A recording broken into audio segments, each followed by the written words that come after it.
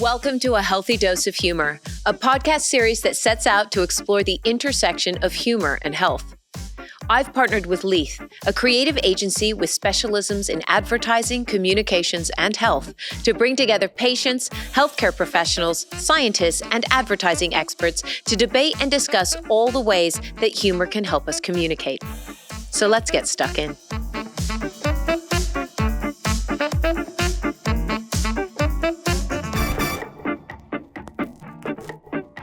In this episode, we're going to dive into the stats and figures that connect humor to effective advertising. And I'm being joined by Dan Wilks, the director at Credos. Dan is a research and evaluation guru with over 15 years' experience delivering quantitative and qualitative projects across the creative industries and government. With an extensive history of developing research and evaluation strategies for organizations, departments, and specific projects, he enables executive leaders to make evidence-based decisions, something the industry needs when being brave and bold with humor. And joining both of us is Vic Milne, who's head of strategy. Vic is head of strategy at Leith and is very proud to manage a team of brilliant people with capabilities ranging from traditional brand planning to digital ecosystem modeling. In her 27 years in the industry, she has worked across a multitude of campaigns that range from selling cigarettes to early cancer detection. So quite the range of things there, Vic. So thank you both for joining me. So let's just dig straight in. Humor's making a comeback, I understand. Dan, there's been a recent Cantor and System 1 studies on the rise of humor in advertising, and we've seen that industry bodies like the Cannes Festival of Creativity are introducing humor into the awards categories. Can you tell me more about this comeback? What's going on? Well, I think comeback's probably a bit of a overdoing it slightly. Oh, okay. So it's more of a return to the norm following the pandemic. So, the number of humorous adverts basically went through the floor during the pandemic, understandably so in many ways. And now it's kind of returning to the norm.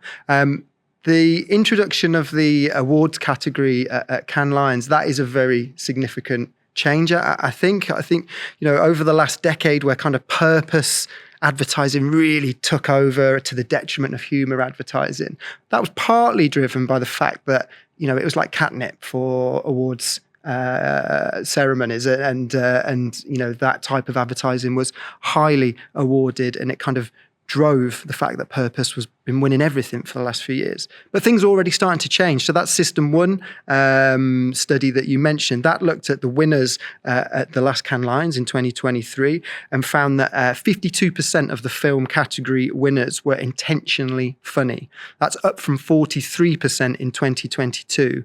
And of course, the category's Grand Prix was awarded to Apple's R.I.P. Leon, which is a great ad. I don't know if you've seen it. So it's where basically a pet sitting goes wrong and there's a dead kind of gecko or lizard, or maybe it's not dead, sorry, spoiler alert there, but it's a good one to watch and definitely worthy winner. But so as I say, I think comeback is overstated slightly. The figures that we're looking at now is around 55% of TV ads in 2023 were humorous. And 29% of digital ads were humorous. And that's just getting back to where we were pre-pandemic. In fact, digital ads, that's still way below what it was before the pandemic, where about 48% were humorous, and we're still only on 29%. And in the case of TV, we're absolutely miles away from the laugh-a-minute heyday of the early 2000s, where 71% of ads were humorous. Like, that almost sounds unbelievable. 71% of TV ads were humorous back in the early noughties. So still a long way to go to get back to the type of humor we were seeing then. Sorry, I should say as well, all of that data is great stuff that we get from Kantar, who do a great job of monitoring the levels of humour that we're seeing in advertising. But that 71% comes from the fact that they were competing for you not to change the channel. Isn't that right? That's certainly a factor. And I think the change in the diversification of media channels has definitely had an impact on the use of humour. But I think there are more significant impacts that has driven humour down. I think the fear of failure is probably the number one that I would consider to be an issue. Is there any statistical evidence for humour leading to an increased fear of, or an increased level of failure? there's less opportunities for humour than there used to be. I mean, cliches have pretty much died out, kind of the mother-in-law cliche or the idiot dad. I mean, that's actually regulated against by the ASA. So you can't do those type of ads anymore. And I think if we looked at the 71% in the early noughties, how many of those ads would have been about, a stereotypical mother-in-law? Probably most of them, or an idiot dad, or whatever the stereotype may be. So there's less opportunities for easy humour. I think it's a lot harder now for agencies and creatives to tap into a humorous ad that works. And is there a correlation between humorous ads and engagement in the numbers? I mean, yeah, the short answer is big time. And there's kind of three ways that it really connects. There are short-term measures that we commonly associate with effective advertising. So we know from research we do at Credos that people who regularly laugh at advertising are twice as likely to notice the advertising, 3 times as likely to remember the advertising, and get this, they're 4 times as likely to respond to the advertising. And there's a second way that humour connects on a deeper level. It emotionally engages with people in a way that other ads don't. And that's why those short-term measures are so successful. It's that kind of approach where you love my ads, love my brand, and it really brings those strong connections. And then there's a third way, which is maybe a bit unexpected, and I think is the most important, is that humorous ads actually build trust. So at Credos, we've been measuring trust in advertising for many years now, and we've identified that the number one driver of trust in advertising is the enjoyment of the ads themselves. And there are 5 levers that make up enjoyable ads. There's music that you enjoy, something being visually stunning, ads that are moving, ads that are inspirational, and ads that are funny. And can you guess which one is the most important in driving trust? Oh, well, I have a 20% chance of getting this right, don't I? I'm assuming it's humor, or we wouldn't be here. It is humor. Sorry, yeah. So humor, of all of those 5 things, humor, if you have that in your advert, it's the most chance of that advert being enjoyable and therefore driving trust in both the brand and the advertising itself. It's hugely important for many reasons, both the short-term success of the ad and the returns that you get in terms of activation, but also that long-term brand building. It's essential for that as well. Vic, you've been working in advertising for 27 years, according to your biog. Yes. I mean, I'm very impressed with that. 27 years. You've overseen a lot of very funny campaigns in the course of those 27 years. It's not a comeback. Apparently, it's a return to the norm after the pandemic. But do you think it's here to stay, this increase in humor that we're seeing? Or is it going to, again, falter and drop off again, do you think, in a few years? I think Dan's right. It's cyclical. I think everything is cyclical, and I think that major world events obviously have huge impact on communications of all types. And we probably would have had a return to humour earlier had it not been for COVID, because the peak sort of purpose advertising was at about 2017, 18 and 19. And I think we would have been coming out of that naturally had COVID not happened. So you'll remember some of the ads at the time. In 2017, there was the very ill-fated Pepsi Kendall Jet. Is it Kendall Jet? Yeah. Yeah, it was a Kardashian. And that was kind of riffing slightly off the Black Lives Matters. Yes, that didn't work. No, that didn't work, but they were very much jumping on the purpose bandwagon. Another famous ad at the time, which I think was probably, you'll know better than me, Dan, awarded hugely, was the Heineken Open Your World, where basically they got people with opposing political views to have a beer together. Oh, and it was very contrived, but it won a lot of awards. But that was in a world where purpose was driving communications massively. Incidentally, humour came out of that. And I don't know if you remember the Oasis juice piss take of the Heineken one. So basically what they did was they pretended they had, they called it the Togetherness bottle. And it was an Oasis bottle which had a neck at either side and a lid at either side, and they got people in a room. They absolutely aped the Heineken ad. It was exactly the same production values. It was the same room, and they came in, and then they were supposed to try and drink this. So humour came, is always happening throughout these these times.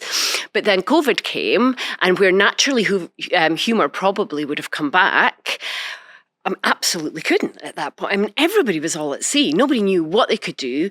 Production went crazy. Every ad was a Zoom call.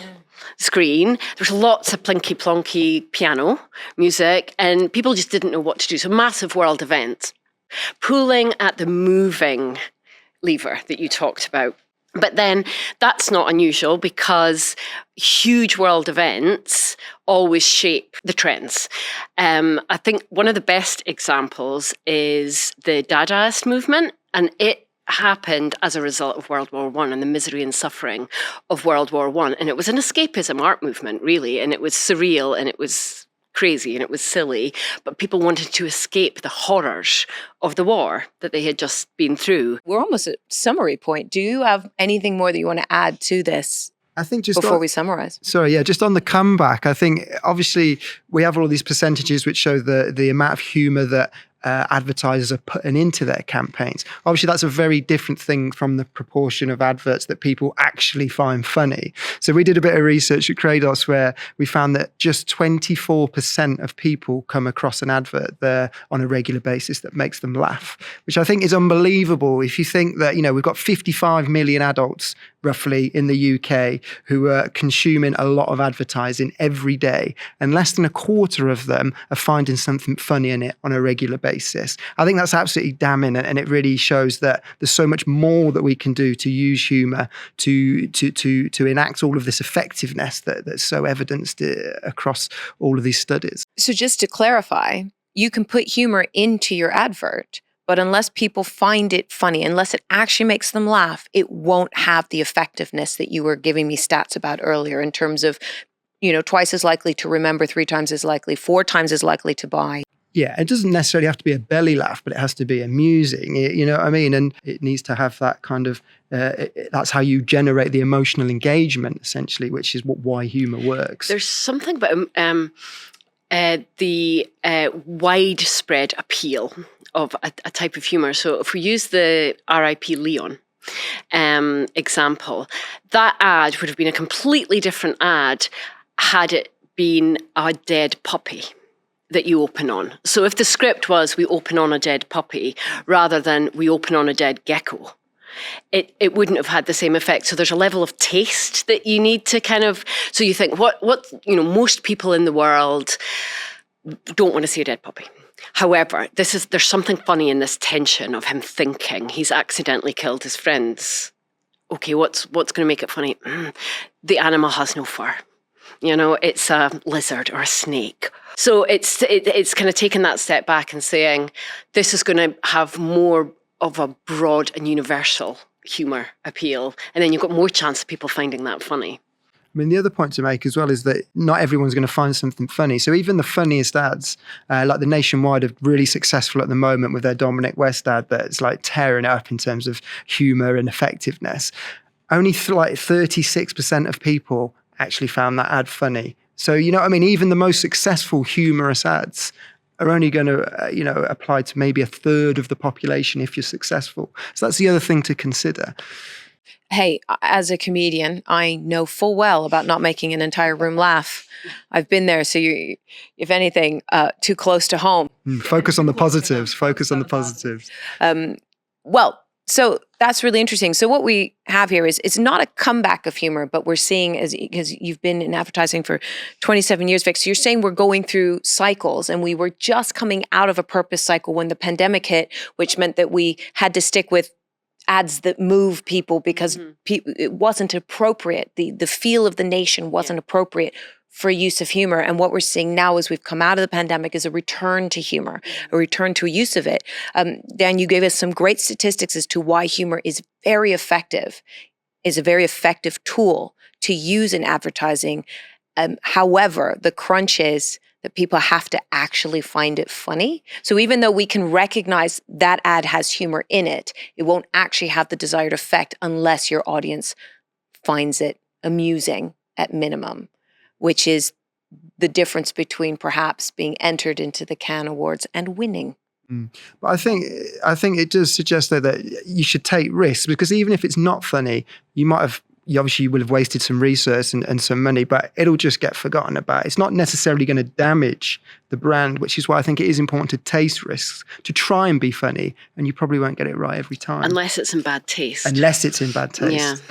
Oh, I mean, that's a whole episode there, isn't it? Where we just list all the bad taste adverts that have come along and missed the mark. But we know that, I mean, everybody who works in advertising will know that adverts can miss the mark whether they are humorous or not. I mean, the Apple advert recently has just been apologized for because where they thought they were, they were squishing a whole bunch of things into an iPad, pianos and keyboards and all sorts of things. And they thought what we're saying is that our new iPad is a very powerful tool where you can do all of these different hobby-like things. And what people saw was destruction and reacted very poorly to it.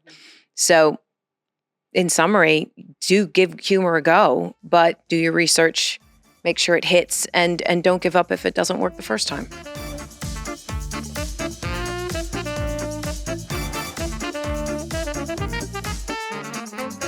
Thanks again for joining me on A Healthy Dose of Humor. And remember, if you're interested in hearing more about the topic of health and humor or connecting with any of our series contributors, you can access all of that and more at leith.co.uk/healthydose.